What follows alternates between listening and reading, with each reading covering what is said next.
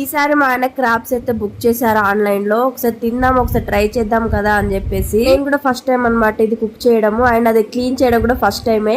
మా హస్బెండే క్లీన్ చేస్తున్నారు, నాకు క్లీన్ చేయడం కూడా రాదు. అది కూడా మేము యూట్యూబ్ లో చూసే క్లీన్ చేసుకుంటున్నాము. క్రాబ్ అయితే ఎప్పటి నుంచో తినాలని ఉండే, ఎప్పుడో చిన్నప్పుడు తిన్నాము, మళ్ళీ ఎప్పుడు తినలేదన్నమాట. ఫస్ట్ టైం ఇంకా ఇప్పుడు తినడం అయితే. మొత్తానికి క్లీన్ చేసేసాను. ఇప్పుడైతే సేమ్ ఫిష్ కర్రీ ఎలా చేస్తామో అలా అన్ని పేస్ట్ చేసుకొని దాంట్లో అయితే క్రాబ్స్ అయితే వేసేసాను.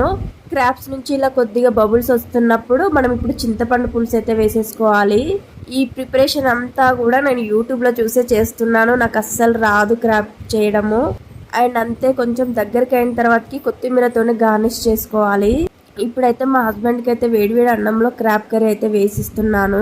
ఇంత కష్టపడి చేసి నేను ఇస్తే అసలు మా ఆయన టేస్ట్ చెప్పడం కూడా రావట్లేదు, అసలు ఆ ఫీల్ తో చెప్పట్లేదు. ఇప్పుడు నేను చెప్తాను చూడండి, ఆ ఫీల్ తోని ఆహా అసలు జరుగుతుంటే వస్తుంది చూడండి.